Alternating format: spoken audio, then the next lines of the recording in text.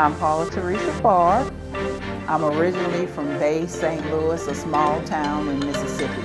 I am actually number 13 of 14 kids, and I moved here to Panama a little over a year ago in April.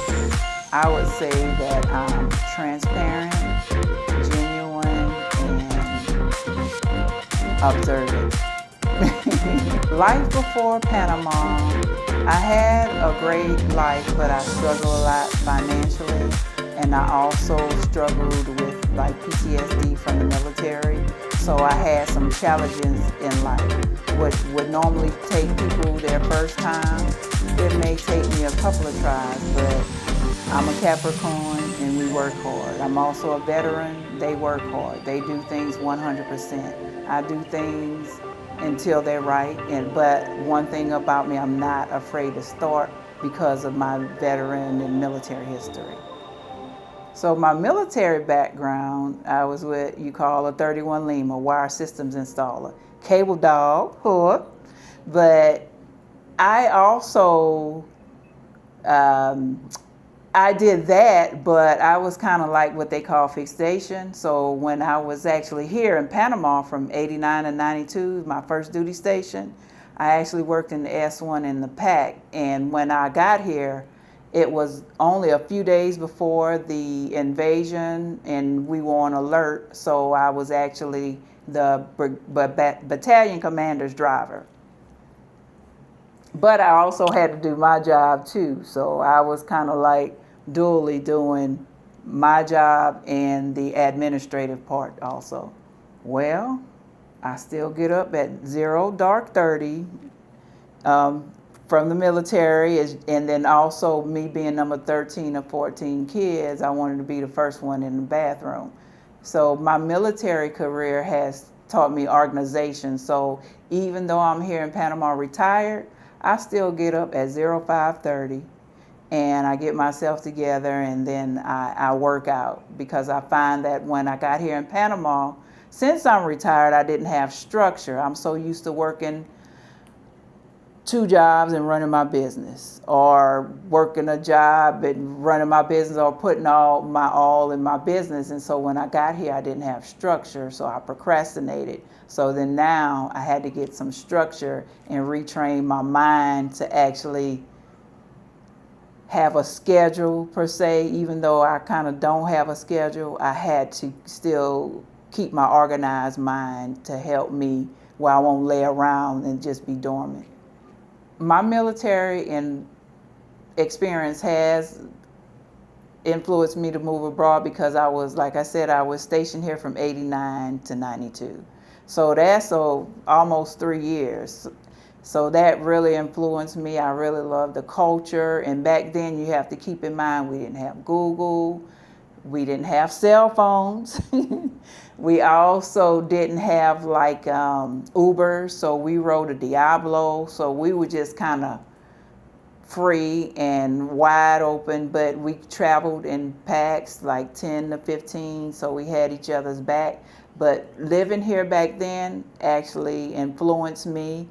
I found out about a group, Fort Lewis, people that were on Fort Clayton, and I joined that group, and people started DMing me, "Hey, Miss Paula," I was Barnes back then. "Hey, Barnes, you know you can move to Panama." It was like, huh? They was like, if you get disability, which I wasn't getting at the time, that you can actually get your pensionado visa, basically ubalada, and you could retire. It doesn't matter what age you are, as long as you have a lifetime pension and you're showing enough income. I think it's like 1,000 or 1,200. I can't remember the number because I done been through the process, and it's been great for me. The advice I would give to other veterans moving to Panama is I didn't do a tour, but you may want to do a tour and just kind of look around if you've never been here before. The transition was easy for me. I landed on a Sunday. I got my temporary pensionado visa on a Tuesday. My realtor took me around on a Thursday, and I moved into my apartment Friday. So it all took me less than a week to actually get everything done and get the ball rolling. A Diablo, baby, today. Okay, since I've developed anxiety and I have PTSD, I don't like public transportation because I need to know exactly where I'm going. I need to get there on time. That's one thing with being a veteran also. We have the anxious part of actually wanting to be on time, want to have control of it being organized and know exactly where we're going. Diablo. It's one of those buses you see, they may not have good brakes, but let me tell you, they play good music. So they may play some reggaeton to be blasting, light to be flashing. That's enough for people with anxiety, and also just the people. But I really can't remember how much it costs, but I know even though the transportation here is very inexpensive, they're very inexpensive also. I said one day I'm just gonna get on, but I'm gonna have to get on with a friend. But we used to catch Diablos, like it'd be like 10 or 15 of us, and we'll just go wherever we going or wherever it takes us, and we didn't mind getting off, the bus and, hey, there's a beach, let's go to the beach, so we just ride until it ends, and we had a lot of fun back then. Nowadays that I've grown to maybe some anxiety issues, I'm like, I can't take those flashing lights. Now the music now, I might be dancing if you. About 7 years ago, I started struggling with pre-diabetes. I would go in and I'd fight getting on the drugs because I'm a herbalist. So, and this is at the VA, and I feel like a lot of times they want to treat everything with medication. It's kind of changed now. But I found out I was in the stages right before pre-diabetes. I'm like, oh, give me 90 days, I'm going to change. So that happened twice. Fast forward to my mom passing, and with the stress and everything, my diet just kind of went out of control, and I was diagnosed with type 2 diabetes. So back then, I was on like 10 or 12 medications, I can't remember. And then when I started practicing my herbalism, I said that I need to practice what I preach. I have all the herbs necessary to actually therapeutically help me with, with fighting my diabetes. And I was doing the same thing that I do here, but I actually had a lot of stress at home financially. I was worrying about my kids. I was worrying about my grandkids. And then I came to Panama. I went and saw a holistic doctor. Hey, like I said, I'm trying to practice what I preach. So I saw an holistic doctor. He was able to do a scan and tell me some things that were going on with my body. I was on Ozempic. Ozempic gave me diverticulitis. It also gave me gastritis. Now, my history of having an ulcer made that multiply times 10.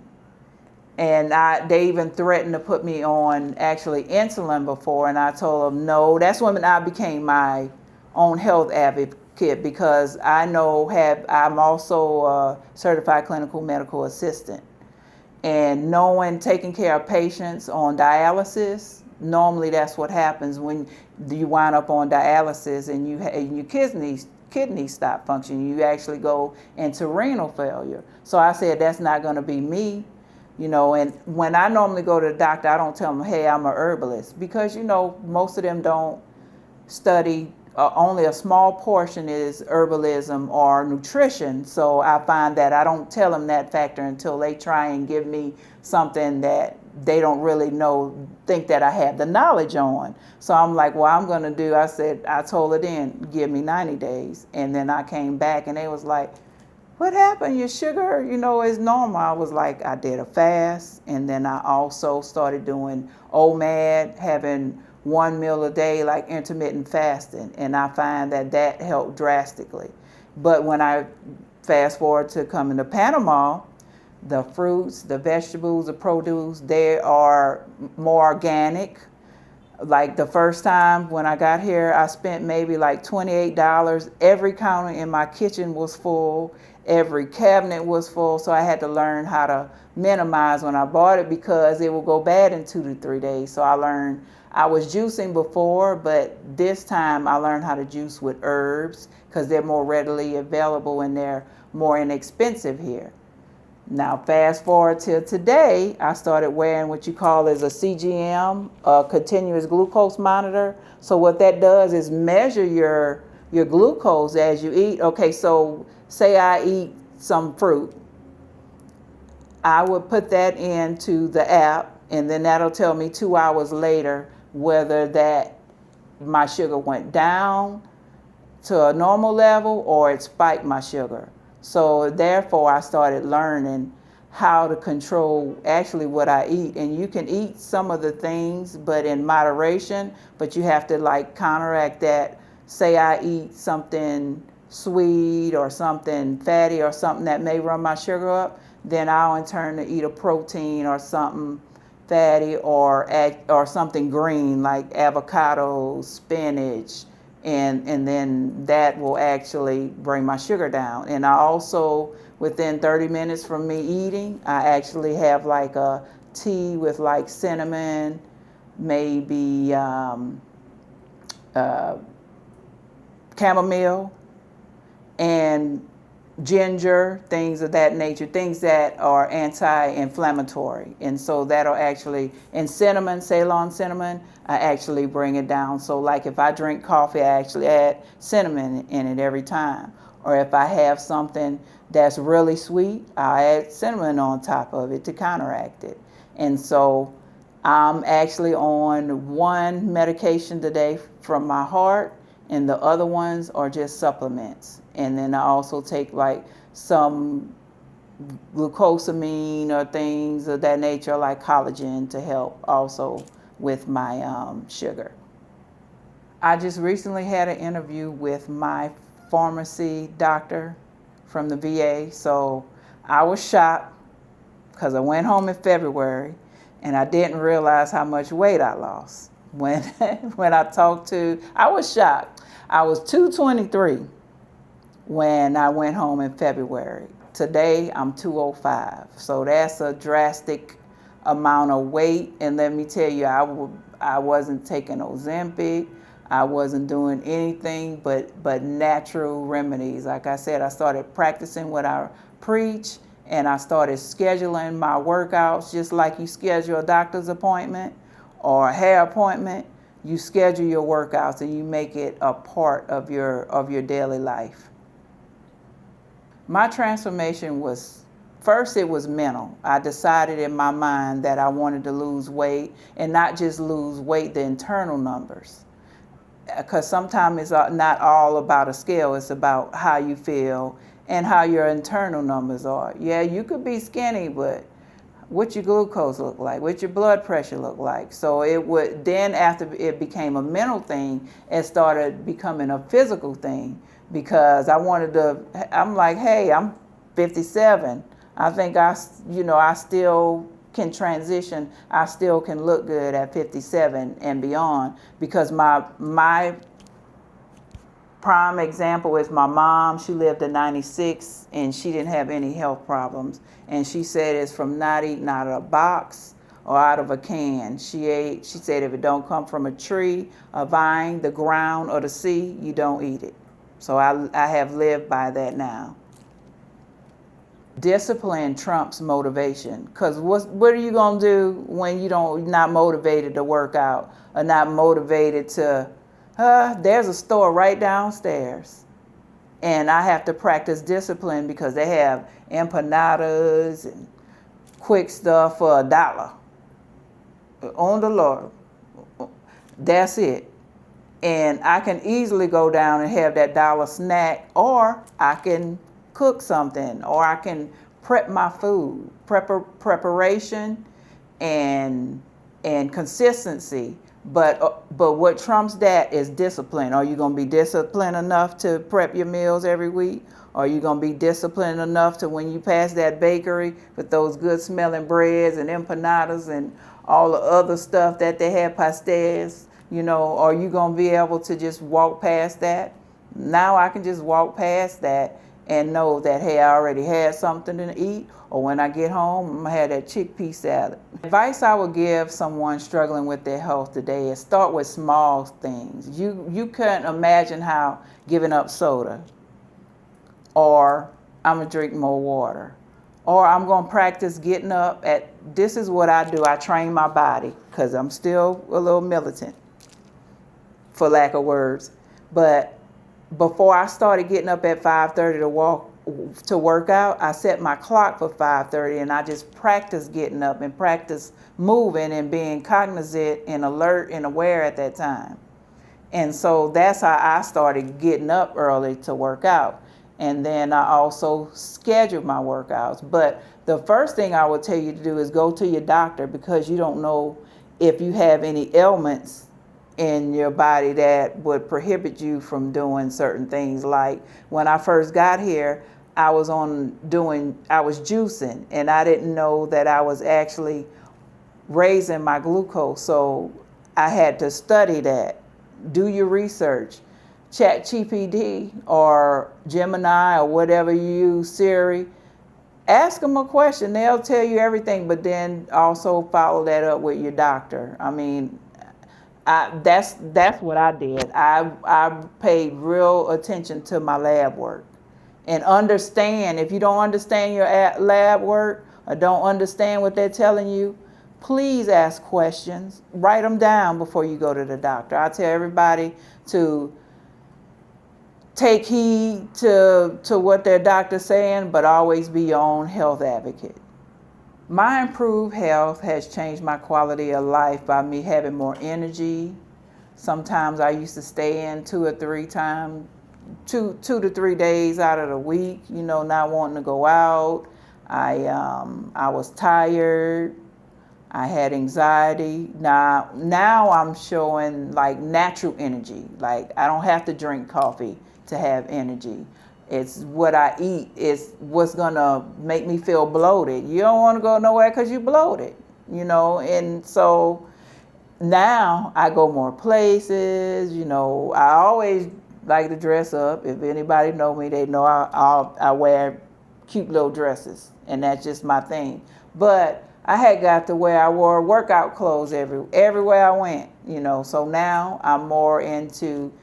I'm feeling myself a little more. I feel better about myself, and I have more confidence. When you work out, your posture changes. You walk taller. You just feel better overall, even mentally, not just physically. Hi. Hola, I'm Paula in Panama. Welcome to my home. All right. So I just want to show you guys how safe it is.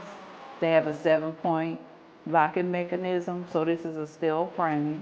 Not like you can get up here though, because of the security downstairs. Y'all saw the biometrics. You can't just walk in, or you can't just get on the elevator if you walk in also. All right, this is my dining area. It's kind of open floor plan like I like. It's kind of intimate, so it's just me.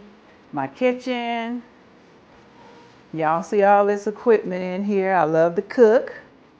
And then another thing I like about it is, like, you wouldn't know this is a laundry room. This is a laundry room. People think it's a bathroom because of the frosted door and stuff.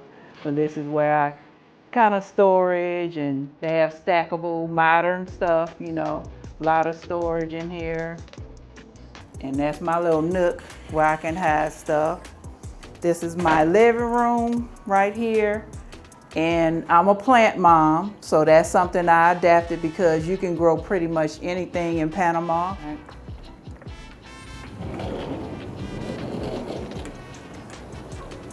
All right, welcome to my second home, my balcony. So from here, I can actually see all the stores that I walk to, like Super 99. The next block is actually the Rocha. It's kind of like a drugstore. And if you hear the bell, that's the school behind me. I love to sit out here and listen to the band practice. I have a lot of herbs out here like I used to grow in the States. Not as many, but a lot. Like sweet basil. This is to attract hummingbirds, some of these plants. This is actually like a insulin plant. It helps you with your blood sugar. I have like peppers, peppermint. This is a crown of thorns. You know, was supposedly was made the crown from Christ. And then I have some other things down here. And this is a Panama native right here. These all fall off and then they'll come back. I have my little Buddha where I come sit out here and meditate. This like my little table that pops up like when I write, because I'm in the process of writing a book. And this is my humble abode. I love it here. Guitar, so I have to dabble in that some more. Now this is my sitting area where I made into my office. So this is all like some of my accomplishments from my business and some of the painting like people did of me because of my Choctaw heritage and some pictures, you know. This area, this is my herbal. I have herbs here, you know.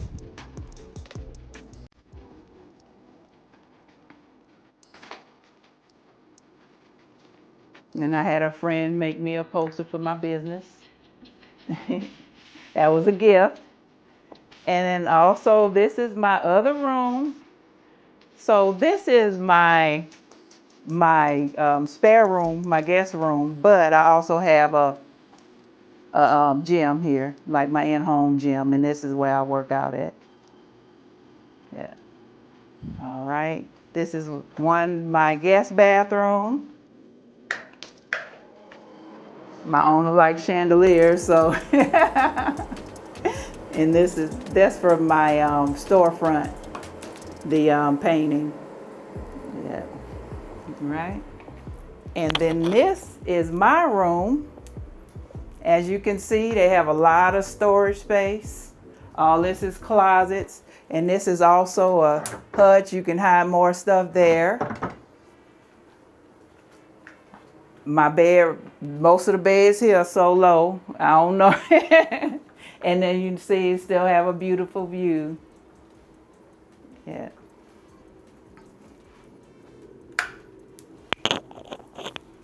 And this is my bathroom here. So they used to have 2 full bathrooms. So I like that also. Good size. So that's my humble abode. My business was called Shea Queen Organic. It started out naturally for me, shea butter, went to Real Shea Queen, then Shea Queen Organics, because my marketing team wanted people to know that I said, they were like, I don't think people really know that you actually grow all these herbs. You actually make your own oils.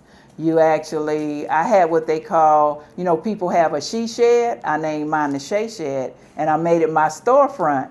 And people would come and visit. That's one of the things I miss is my customers and actually the education part. So as far as the education part, I'm actually in the process of writing an ebook for my formulas. So that's gonna be my secret formulas, but you have to read the ebook to do that. But my businesses I make, they call me the Shea Queen because I made probably over 20 shea butters, and they were for therapeutic reasons. They wasn't just good smelling. They were all natural, and they were for ailments. Also, like serums, soaps, deodorants, sugar scrubs. I mean, total body care. Most of my products, you could use them from head to toe. And if you have kids and they eat them, it won't hurt them because it's something I grew. And actually, in Africa, parts of the shea butter, they actually use that as an oil to cook with, and it comes from a fruit, before you get the nut in the middle and get the meat out of it. My business journey, when I first started my business, it was because I suffered a divorce. I was married for 15 years, we were together for 18. So suddenly I was faced with having one income. And I just kind of, like people say they accidentally got a business, I really accidentally got a business. I was working as a medical assistant at a living assistant program, and I started using my shea butter on the patients, and because I was the coordinator, so I used to transport them to their appointments. So one of my good friends, she would still be a customer today if I did not move, but she was also my coworker. She was like, Miss Paula, if you start selling this stuff, I promise you people will buy it. So that's how I happened upon my business. And I already knew the formula because my son was diagnosed with eczema, I think around 12. And then my doctor, actually a dermatologist, gave me a topical ointment, but it was full of steroids, so it burned his skin. So he's a fair complexion like me, so it kind of gave him like raccoon eyes and where the creases where mostly eczema is affected. So I came up with an eczema formula, and then fast forward, they had a black-owned business expo in Mississippi, and we had it at a garden. So I got a garden. I started growing my own herbs, and that changed my business completely because I was able to make my own essential oils. I became a master herbalist after that.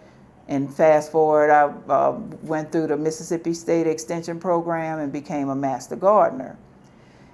And I started right before I left.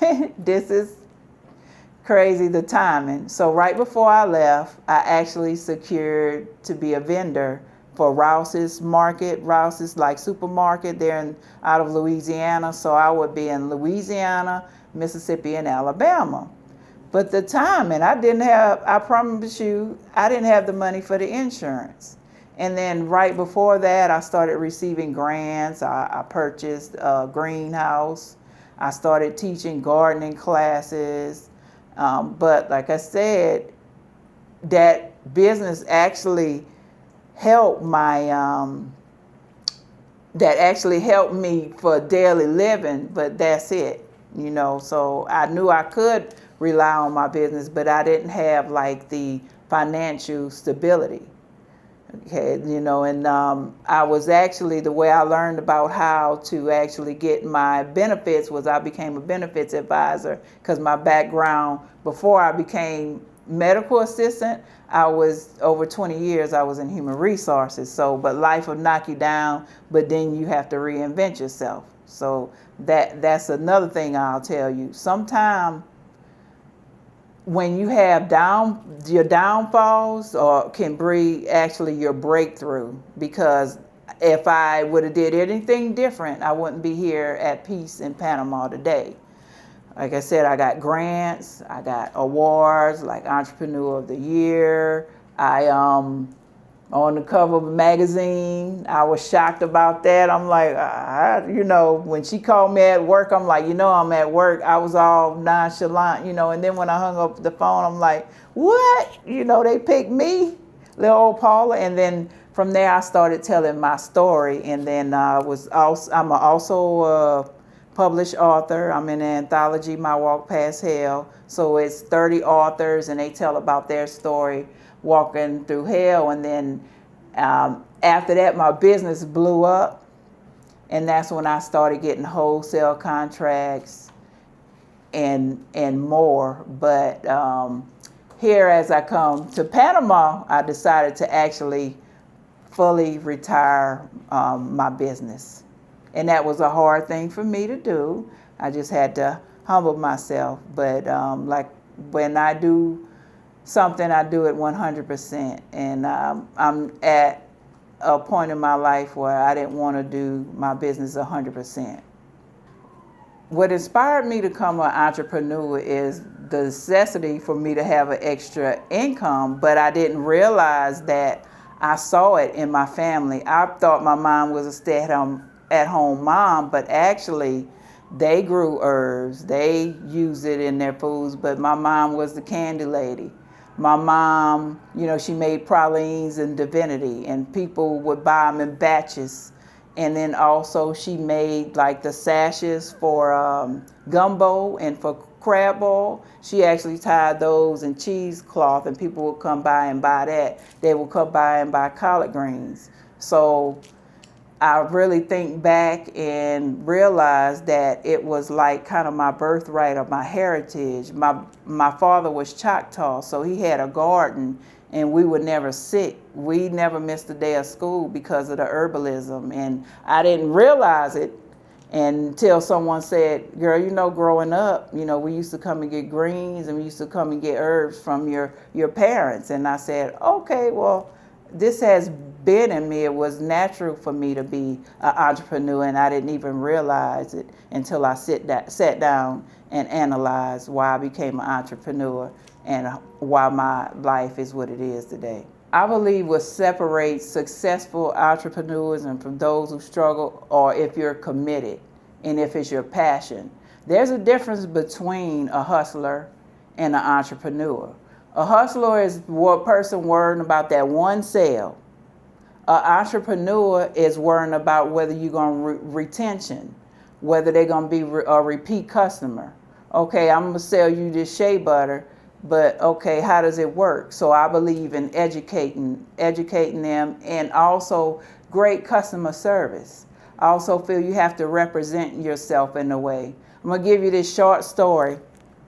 I went to deliver some shea butter to a friend, and I thought I was cute. I had on a velour jogging suit, and I had my little heels on with it like J-Lo, and I went to visit my mom.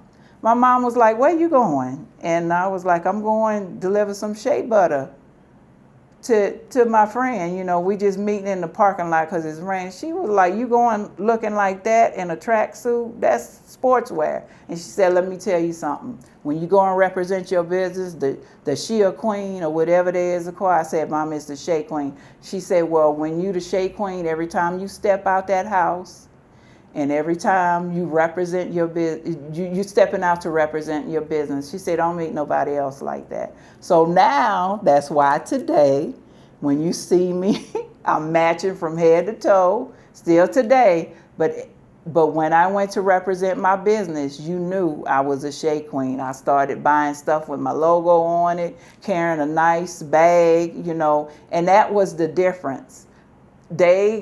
When I gave you a product or sold you a product, you knew everything about that product. And I listened to my customers. If they said, we need like a lip balm.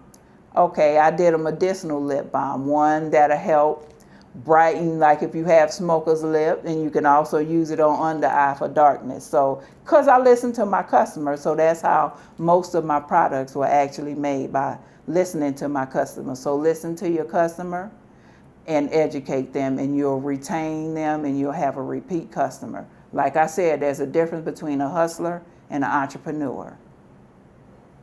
The challenges I faced with my business was when I first started out, I didn't have the money to actually start my business, but that became a plus because that made me be a self-starter. So I had to learn like Canva. I actually went to the Small Business Development Center and took some of their free classes. So if you're starting a business, there's always some resources out there. So I started doing the free classes, and in turn, my mentor said, you know what, I'm going to help you build your own website, but you have to complete these classes. And what she would do would give me homework, and I could not come to my next appointment until I was done with my part of that homework. She was like, I just can't give you, you're going to have to learn this. And it was a process, because I was actually learning my business, learning my target market. And so she helped me build my first website. But I had so much stuff, it was all over the place. So I had to learn how to narrow it down to what I was going to sell, what my top sellers were. So that was some of the challenges. And also working, sometimes when you work for someone else, they start seeing that you're getting more successful. And I had challenges with like maybe getting the time off to actually attend like seminars. So I would have to do it on the weekends, or I'd have to do it at nights.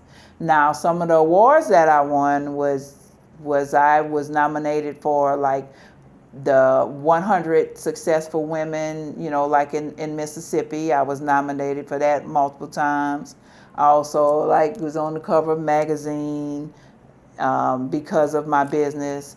Also, won some grants, and also got another grant because I graduated from the Our Village United, which is a African American business incubator program. So I actually graduated from that, and that taught me about wholesale contracts, how to track my business, because I was just I wasn't tracking anything.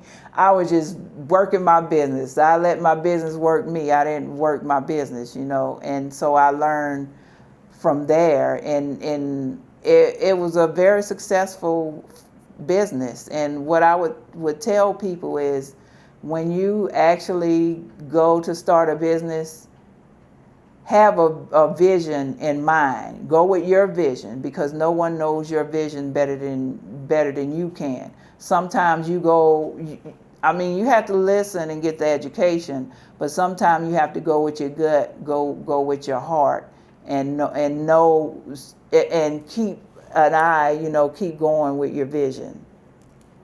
Why Panama for me is because I fell in love with it when I was 19. I actually turned 21 here, and nothing topped my birthday party at 21, because we had a barbecue on the rooftop, and my birthday is January the 1st. So could you picture having a barbecue in Mississippi or anywhere in the United States when it's cold on January the 1st? And that's just one of the fond memories. Also, I was kind of lured to Panama because I thought I was going to have to work well into my 70s to actually be able to afford to retire. I didn't know that. I came here when I was 56. I didn't know that I was going to be able to retire at 56. I would have to be at least 65 before I even thought about retiring in the States. And so what enticed me was being able to obtain my 100%. And I tell you this, I don't know if it's God planning or not, because I tried for my benefits in 2010, I think it was. And I didn't actually get my 100%. Before that, I was getting nothing. Then I got 10% for my tinnitus, and then I fast forward, I got 100% within 2 months of me saying, if I get this money, if they give me 100%, I'm moving to Panama, because I know I'll be able to live. And that's what I did. I'm gonna be transparent. I took the money and ran. I had a house, I had a car, I had grandkids, I had kids, but I set them up. I left the home to them, I left the car to them. I packed, I let them have it, and I ran to Panama. And it's been the difference between, I really think it's because I have peace, because I was doing the same thing. I was being healthy. But I was on a GLP-1. But the stress of the everyday hustle and bustle, worrying about insurance, worrying about paying for certain things. I had to hustle and make some shea butter, do a sale to pay my light bill. I don't do that here. I'm the best bill payer. I'm telling you, I pay everything a month in advance if I can, because for one, I'm in a foreign country.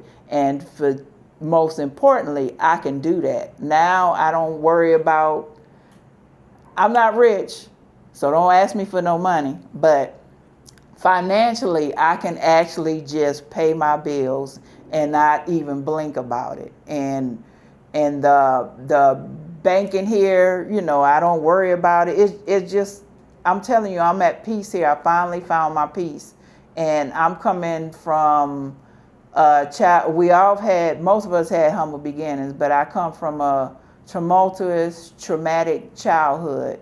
And I overcame a lot to be at peace here today, and to be at 56 and do it. I'm telling you, you can do it. Panama was not actually really a part of my retirement plan because I couldn't see me doing it. I didn't have the education or the knowledge to know that they actually had like the pensionado visa or the Ubalata program, because they treat their retired people so much better here than in the United States.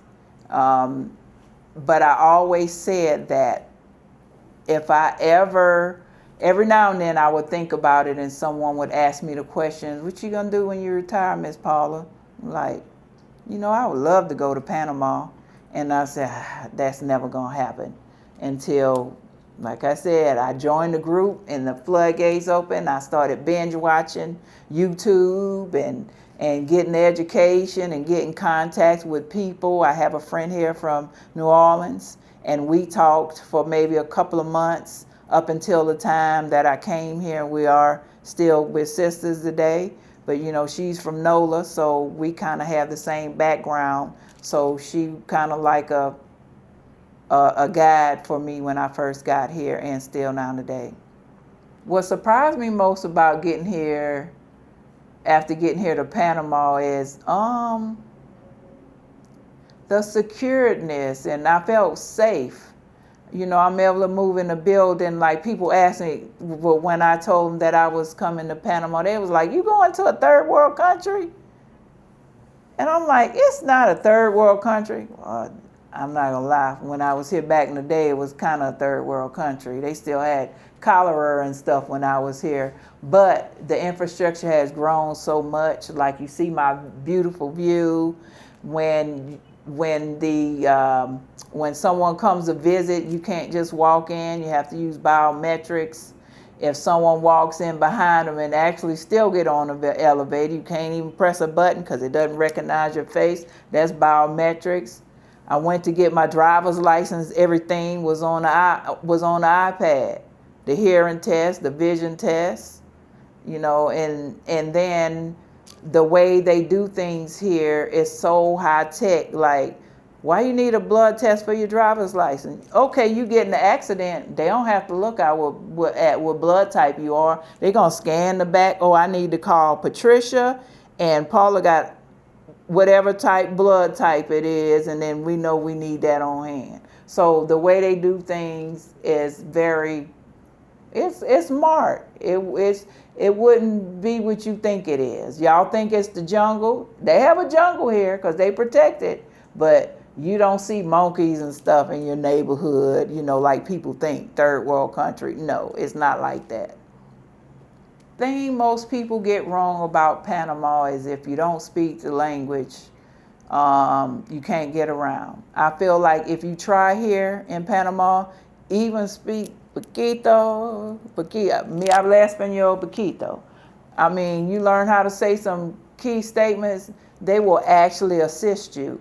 And also, what I like about Panama is you don't know who's Panamanian, who's white, who's black in Panama, because you would think they're your, it's a brown country. That's what I say, it's a brown country. It's all blended. You feel welcome here in Panama. And that's one of the things that people think, if you don't speak Spanish, you can't get around. All I say is if you try, then they're more likely to assist you. What has been better than expected in this move is my health. I mean, I knew what my vision was. Oh, I'm gonna get healthy because I'm gonna have time. But I didn't know I was gonna be able to afford it. Anytime you could get tres piñas for $1, hey, and then it's all organic. So I didn't expect that it would affect my health so greatly, and it's actually, like they say, inexpensive. If you want to live like an American, you can do that if you want to, but I don't want to live like an American. I want to live like the Panamanians and be able to afford life here. I can afford much more here in Panama living like a Panamanian. That don't mean living subpar either. That I live pretty great here in Panama. It's been harder than expected. I'm gonna be honest with you. The public transportation is so easy. It may be easier I'm from the South. One block might be 3 miles. A New York block might be 150 feet to how, right next, but the next block may be, like you said, you have to have a car there. Here you really don't need a car, but it's hard for me to get on the train. It's hard for me to get on the bus with anxiety. I mean, I go to some of the key places that I love to go to, like there's a couple of malls and actually some of the shopping areas that I actually go to with no problem. But if I get on the bus and I got to transfer and all that, that's my only problem. That may not be, I have a friend that gets on the bus and the train every day. I'm like, I don't see how you do it. I'm scared, and I feel like when I learn the language better, that'll actually won't be a problem to me. I would definitely make the move again to Panama. If I had to do it all over again, I wouldn't change a thing. I'd be more educated about what to carry, because a lot of stuff I didn't have to carry. I made some unnecessary trips, that I could actually, I could have actually purchased things from here, and that was only one of my mistakes I made. But hey, that's something less I have to buy. Okay. How I built my network in Panama is, first of all, I kept in contact with someone that was here before me, because it's nothing like talking to somebody with experience and has already experienced it. You can watch all the YouTube videos you want, but until you actually personally talk to someone. So I recommend you talk to someone that's actually been here and done it, that can guide you. And also, don't be afraid to go to the expat gatherings, But some of the expats be expatting them. They still Americans. So you go and you judge for yourself the groups. Now, I've personally been with the Greens, and they're like a veteran background. So they understand that I got anxiety or PTSD. Half of them got it. If you've been in the military, you got something wrong with you. But I like that they embrace you. Some of the groups have cliques. I'm not in the States. I've been over cliques. I want to experience Panama, and I wanted to experience the culture. I want to experience the things. So actually, I have like a Panamanian realtor that's bilingual, and I also have my translator, or she has become a personal friend. She's Panamanian. So she has a lot of knowledge about Panama and the history. So she really taught me a lot. So that's how I embrace the culture. The advice I have for newcomers to find their tribe is attend different functions. See if is that your vibe, because you know how you are. You know what your vibe is. If it's not your vibe, then find something else. Go explore on your own. Do some research. Like I said, hey, you don't know until you try it. I've tried some groups that I didn't personally, because I'm not like a club goer anymore. I don't do certain things anymore. So just find your vibe and attend different things and do your research. And if you feel like you vibing with that crew, then just like the States, hey, vibe with them. How I started Paula in Panama was my friend pushed me. She was like, you should tell our people, just gonna say it, you should tell our people how to get a passport, and even if they don't want to move abroad, to at least visit abroad. So I started documenting that from the time that I got here. Now, I first started out as an educational channel like that, but the laws changed so much and people say, oh, that's wrong. I didn't want that on my heart. I'm just going to tell you from my experience. So it started out as telling people, go get your passport, come to Panama, and this is what I did. And I actually had an interview with my realtor to tell people, what to ask when you're coming to Panama, because Panama is in the class by itself as far as the living. So you need to know the proper questions to ask when you're looking for a home. But me being the herbalist, I started living healthy and I started living better. So I wasn't going to run my business. So I said, you know what? I love the education part of my business. So I wanted to start educating people. So I came up with living well and intentional, because that's basically what I'm doing. So it's not, people say, oh, you have all these different days: Motivational Monday, Tasty Tuesday, In the Kitchen with Paula in Panama, Wellness Wednesday, Inspirational Sundays. I have all them days because that's basically my everyday life. I don't just go out and, oh, I'm gonna make some content today. No, I just document what I do every day. I started cooking more here. I started exercising. I started going certain places. So I just started documenting. So it's really, I didn't really step out of my life or go, how people do skits and stuff. It's just my everyday life. So that's how I started Paula in Panama, because I wanted to inspire people. Like, look at that Mississippi girl, came from humble beginnings. Now I'm living in a foreign country at peace. And I feel like you can find your peace at any age. You can start over at any age. That's my thing. If you get another day, you actually get another chance to be greater than you were yesterday. Yesterday gone. Today is only your promise point. Tomorrow is not promised. So don't just live melancholy. I started learning how to thrive instead of just living. The question I'm often asked the most is, like I said, well, why you do all that stuff? Why you retired? Why you do all them days? Or isn't that a lot on you? No, because it's my passion and my purpose. And they ask you, how can you just move to a foreign country and leave your grandkids and your kids? My kids are adults. I live better here, so I actually have more money. So if they call for something, I can just do it, and I feel good about that. I don't. They call, my daughter's married, but I'm a real Grammy. I'm gonna, if they need something, Grammy is gonna help. And if I was in the States, I struggled to even help with things. So now that I'm here, I can help, and I feel good about that. I don't hesitate. Documenting my life has changed my experience to a certain extent, because whereas though when they used to call me the Shea Queen, now they're like, hey, you're Paula in Panama. I'm like, and I'm kind of like shocked, like, who is that? I'm like, so it's kind of awkward, like being way in Panama and being recognized, or people telling me, oh, I saw your channel. That's what made me check out Panama, is seeing your YouTube channel.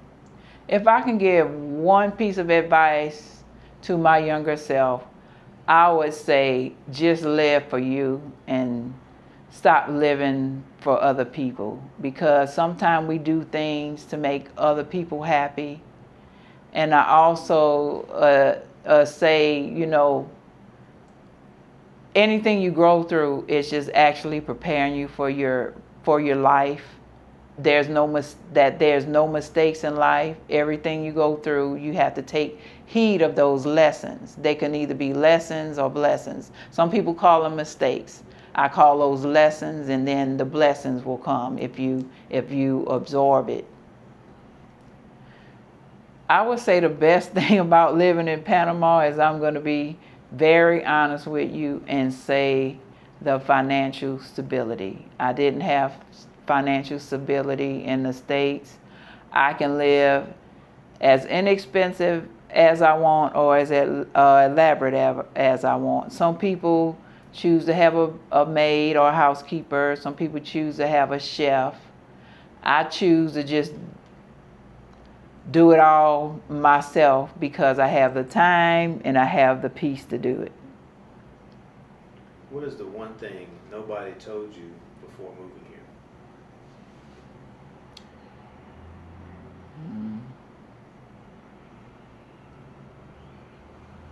Have to think about that.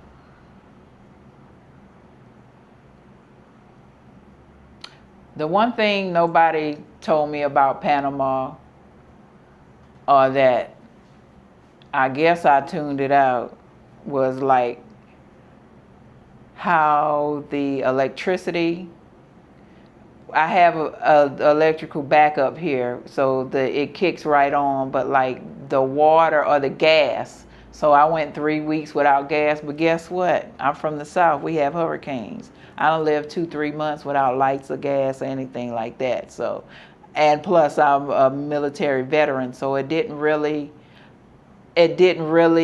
affect me. But like I said, I didn't listen to when I didn't ask, or I didn't know to ask, but my realtor said he told me, but I didn't know to ask about when they do the inspection. They do it once every 3 years, and my time had came up, and I was planning a Thanksgiving dinner.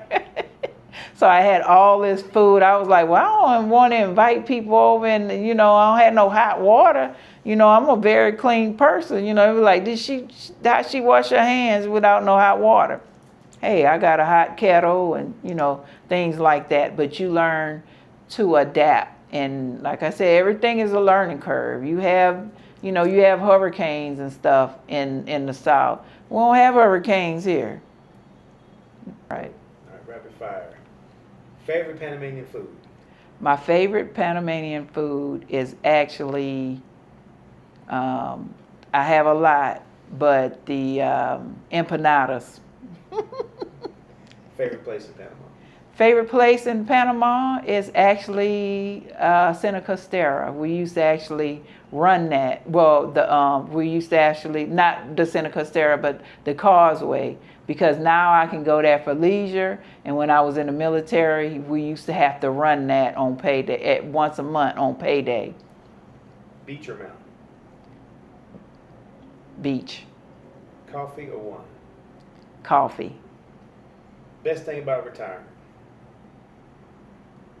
Time. Best thing about entrepreneurship? Connections. Biggest culture shock?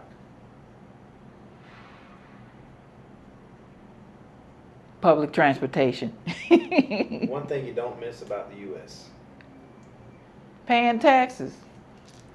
One word to describe Panama? How they say, tranquilo. One word to describe your journey?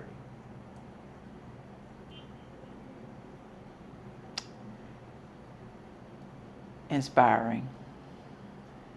Final question. When you look at your life today compared to where you were a few years ago, what are you most grateful for? I'm grateful for peace.